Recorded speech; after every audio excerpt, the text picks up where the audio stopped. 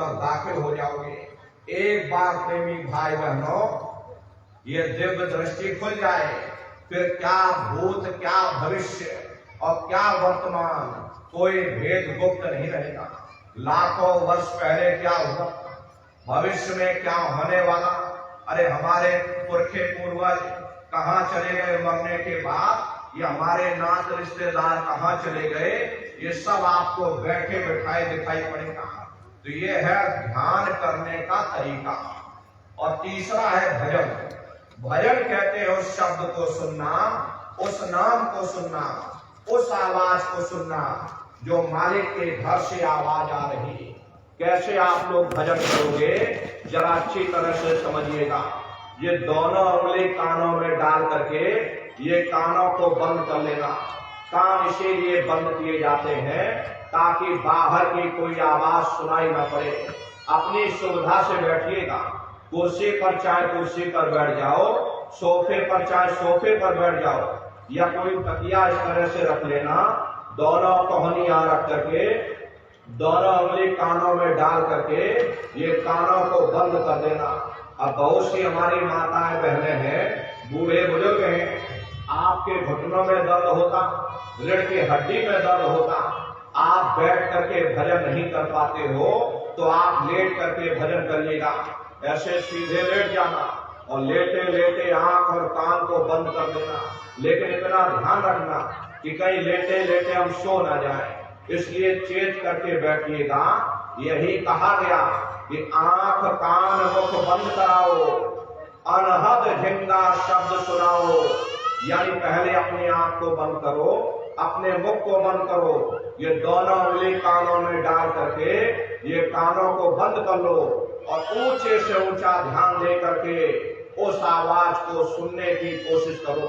प्रेमी भाई बहनों, जब आप अपने कानों को बंद करके ऊंचा ध्यान दे करके सुनोगे तो आपको ऐसा अनुभव होगा कि कहीं सीटी जैसी आवाज हमारे कानों में गूंज रही है। इस तरह से सीटी जैसी आवाज। अरे शाम को घरों में बैठिएगा, ये कानों को बंद कर लेना, तो शुरू में सीटी जैसी आवाज सुनाई पड़ेगी। करना कुछ नहीं है, लेटे हो चाहे बैठे हो, बस आप उस आवाज को सुनते रहना और सुनते सुनते उसी में लीन हो जाओ। जब आप उसमें लीन हो जाओगे तो कुछ समय बाद में दोबारा आपको अनुभव होगा कि कहीं बड़ी दूर से एक महीन आवाज, घंटे और शंख की आवाज हमारे कानों में गूंज रही। जैसे मंदिरों में घंटियां बजती हैं, टंग टंग टंग टंग, इसी तरह घंटे और शंख की आवाज सुनाई पड़ेगी। प्रेमी भाई बहनों, उसी घंटे शंख की आवाज को महात्माओं ने शब्द कहा। अरे आपकी धर्म पुस्तकों में लिखा है कि पोथी पढ़ पढ़ जग मुआ, पंडित भया न कोई, और 2.5 अक्षर प्रेम का पढ़े सो पंडित हुए।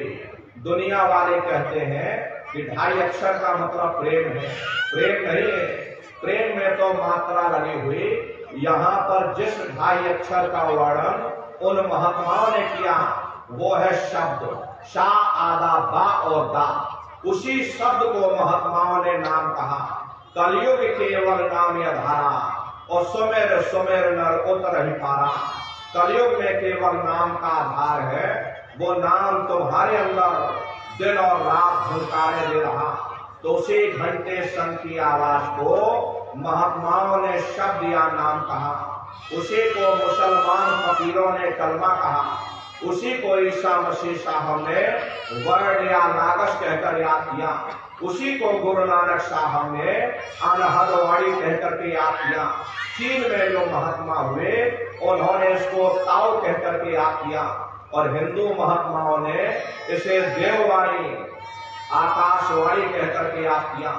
उन अलग अलग महात्माओं ने अपनी अपनी भाषा में हम लोगों को समझाने की कोशिश की कि भाई वो घंटे शंख की आवाज तुम्हारे अंदर गूंज रही, वो आपको सुनाई पड़ेगी, लेकिन शुरुआती समय में आपको ऐसा अनुभव होगा कि कहीं बड़ी दूर पर घंटियां बज रही, टम टम टम टम। इसी तरह घंटे शंख की आवाज सुनाई पड़ेगी।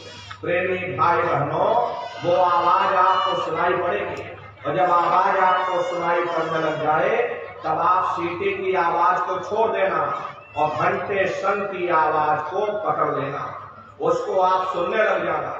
जब आप उसको सुनने लग जाओगे तो वो आवाज धीरे धीरे बढ़ना शुरू होगी और बढ़ते बढ़ते इस कदर बढ़ेगी कि आपके रोम रोम में घंटे और शंख की आवाज गूंजने लग जाएगी। अरे बड़ी घनघोर आवाज होती है, बड़ी मधुर वो आवाज होती। ये जो दुनिया के संगीत आप सुनते हो उस रूहानी संगीत के सामने ये दुनिया के संगीत कुछ नहीं है। जब आप उस रूहानी संगीत को सुनोगे इतना भारी आनंद आपके ऊपर छा जाएगा, इतनी खुशी आपको होगी, ऐसा नशा आपके ऊपर चढ़ जाएगा, इतना आप उस आवाज में खो जाओगे कि आप सारी दुनिया को भूल जाओगे।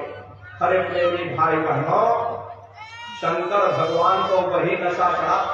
शंकर भगवान कोई गांजा भांग नहीं पीते थे। ये तो हमने आपने शंकर भगवान को बदनाम कर दिया कि शंकर भगवान गांजा भांग पीते थे, चलो हम भी गांजा भांग पीते। लेकिन है नन्नारियों, शंकर भगवान ने कभी गांजा भांग नहीं किया।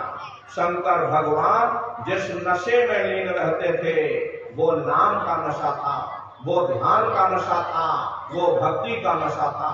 जब आप उस आवाज को सुनोगे आपको भी वो नशा चढ़ जाएगा, क्योंकि उस आवाज में चुंबक है।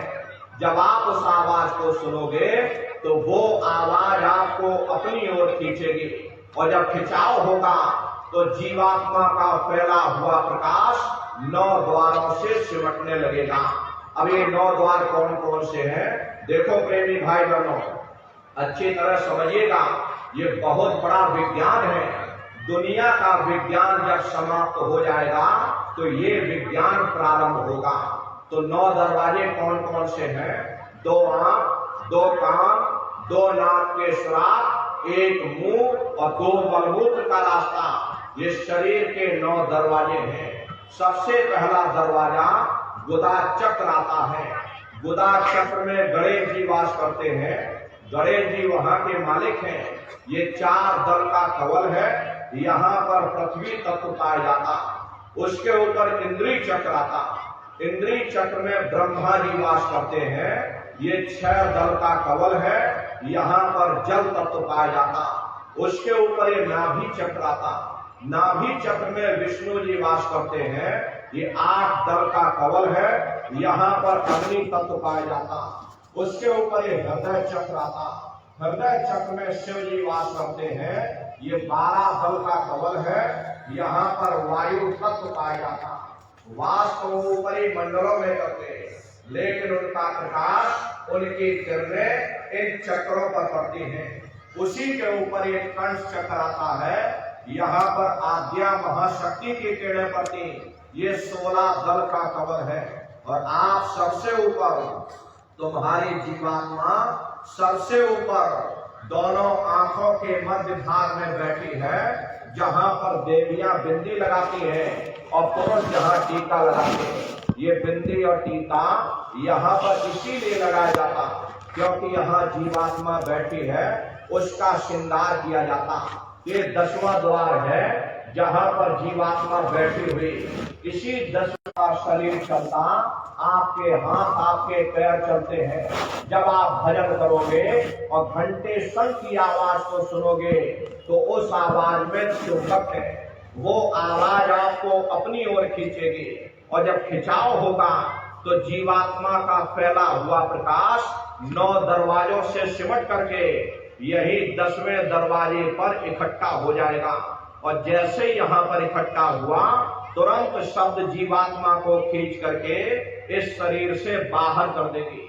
फिर आप अपनी आंखों से देखिएगा कि हमारा शरीर ये है और हम ये खड़े।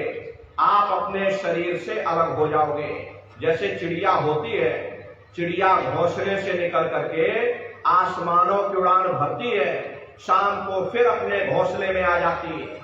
ऐसे ही तुम्हारी जीवात्मा इस शरीर रूपी घोंसले से निकल करके ब्रह्मांडों की चढ़ाई करेगी, देवी देवताओं के दर्शन करेगी और घूम करके फिर अपने शरीर में वापस चली आएगी। हरे प्रेमी भाई बहनों, ये ब्रह्मा विष्णु महादेव जिनकी सारी दुनिया पूजा करती है, आप सभी लोग ब्रह्मा विष्णु महादेव की पूजा करते हो, लेकिन कभी आपने विचार नहीं किया भाई जिनकी हम पूजा कर रहे आखिर ये कौन है, ये कहां पर है।